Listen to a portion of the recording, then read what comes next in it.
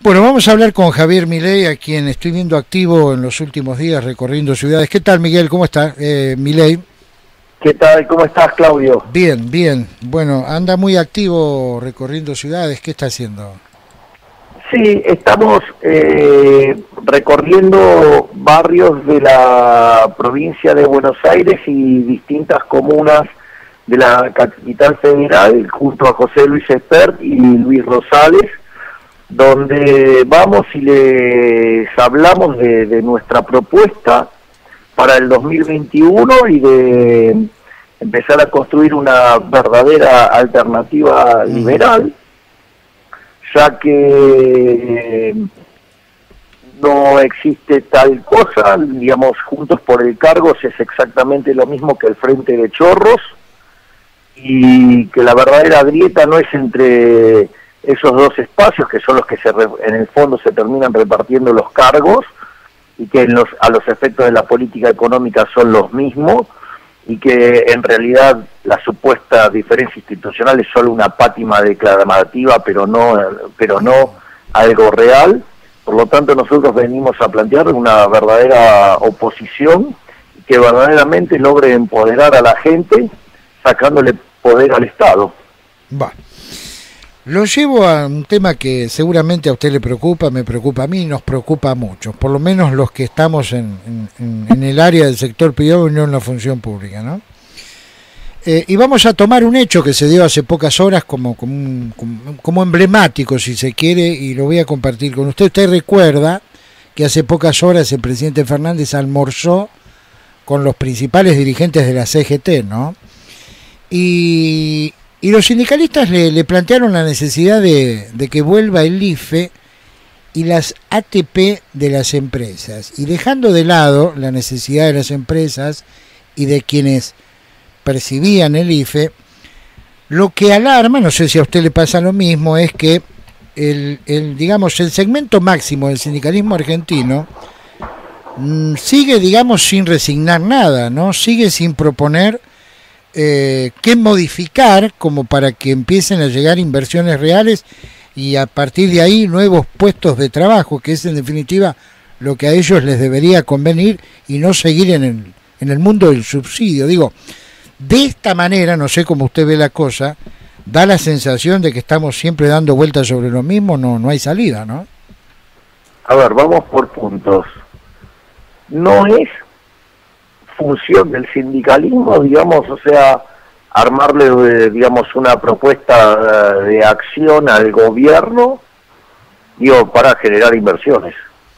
O sea, la función del sindicalismo es defender a los trabajadores.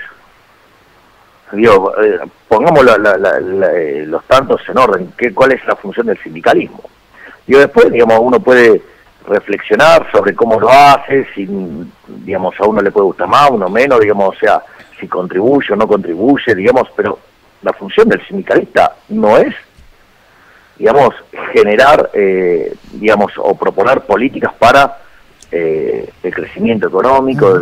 Tiene usted razón. Lo que ocurre es que nos hemos acostumbrado, quizás erróneamente, que en las últimas décadas el sindicalismo argentino cogobierna, sobre todo en gobiernos peronistas. Bueno, pero por eso, o sea, yo lo que diría es, vayamos acomodándolos tanto, porque siempre, digamos, esto ayuda mucho a la discusión conceptual. Correcto. El sindicalismo debe defender a sus afiliados y al pueblo trabajador. Exactamente. Listo, punto uno, con lo cual no está dentro de sus misiones, o sea, definir un programa económico, digamos, para crear empleo, digamos, o sea, ni para, digamos, o sea, porque en el fondo también, digamos, los sindicalistas representan a los insiders, no a los outsiders. Con lo cual, o sea, entonces, digamos, o sea, porque son los insiders lo que les pagan al sindicalista para que los represente. Estamos de acuerdo, el sindicalismo está para lo que usted dijo, es absolutamente por eso, primer punto. El segundo punto es, aún así, los sindicalistas tienen mejor criterio económico que el que tiene el propio Alberto Fernández. Al hacerle el planteo sobre el IFE y hacerle el planteo sobre los ATP. Está perfecto lo que hacen, digamos, los sindicalistas cuando piden los ATPs. ¿Por qué lo hacen? Digo que sucede que ahora los sindicalistas quieren hacer caridad con los empresarios. No, entienden cómo funciona la economía, que el empleo lo generan las empresas. Y si el gobierno les hace caer los ATP, las empresas no van a tener con qué pagar a sus empleados, y por ende, digamos, se va a producir una destrucción de empleo enorme, que obviamente a la postre termina afectando a los intereses, digamos, de los representados y los intereses económicos de los sindicatos. Punto uno, no menor. Punto dos, fíjate, Claudio, esto es interesante, quiere decir que los sindicalistas tienen mejor idea de cómo funciona la economía de vuelta que Alberto Fernández, cuando pide que se sostenga el IFE. También tienen razón. Pero la pregunta es, ¿cómo puede ser que entonces yo, digamos, que soy liberal acérrimo, estoy diciendo que está bien eso? Porque, ¿sabes lo que pasó, Claudio? Acá pasó algo. El presidente Alberto Fernández, a instancias de Ginés González García y la basura de la infectocracia liderada por Pedro Kahn, Luis Cámara y Eduardo López, que se encargaban de aterrorizar a la gente por televisión, sí, nos hicieron meter en una cuarentena estúpida, cavernícola. Argentina está entre los 3 países que más caen en el mundo. ¿Sí? Argentina tiene una verdadera tasa de desempleo del orden del 29%. Argentina ya tiene 50% de pobres y tiene un descalabro monetario que si llega a haber una aceleración inflacionaria que derive en una hiper, vamos a tener 75% de pobres. O sea, tenemos un descalabro fenomenal. Frente a ese descalabro fenomenal, la única forma que vos tenés de frenarlo es frenando la emisión monetaria. ¿Sí?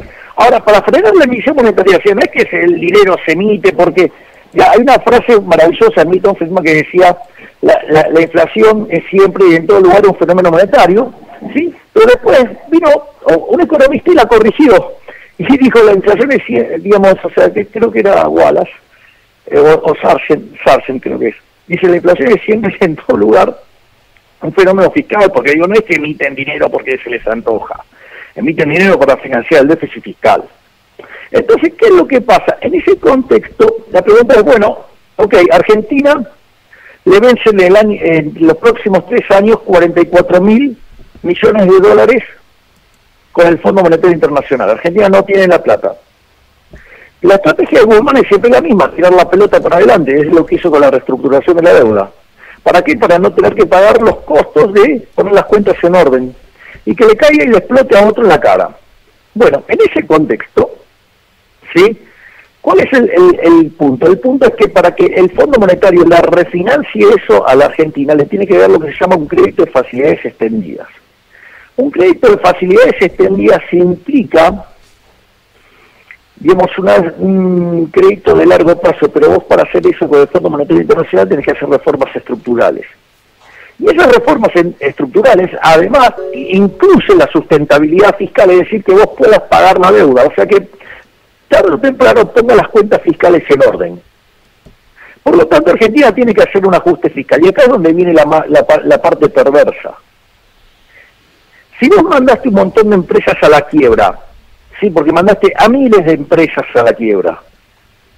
Si vos destruiste 3,6 millones de puestos de trabajo, ya casi 4 millones de puestos de trabajo, ¿quién debería pagar el ajuste? ¿Las víctimas de la cuarentena cavernícola? Es decir, esas empresas que quebraron, esos trabajadores que se quedaron sin trabajo, ¿o tendría que pagar el ajuste del sector público? Es decir, vos en realidad, esto es lo que tendría que haber pasado en el primer momento. Es decir, cuando decidieron meterse en la cuarentena, digamos, también tendrían que haber ajustado las cuentas del sector público, y sin embargo no lo hicieron. Es decir, los privilegios de la casta política no se cortaron, digamos, los choreos, digamos, de la política, por ejemplo, la obra pública, no, digamos, o sea, se dieron muchos planes a la espera de generar mucho clientelismo, ¿sí? Entonces, ¿qué es lo que pasa? Hoy cuando tenés que pasar la tijera, el gobierno, como no, o sea, los políticos, como no están dispuestos a renunciar a ninguno de sus privilegios de casta, entonces, ¿sí? ¿Cuál es el punto? Entonces, ellos lo que hacen, ¿sí?, es cargarle el costo de sus malas decisiones al resto.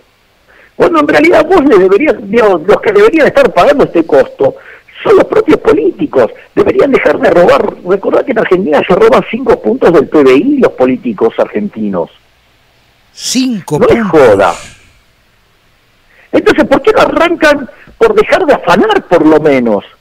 Oh, mira esto. Vos sabés que en este año los jubilados van a terminar perdiendo 150.000 millones de pesos.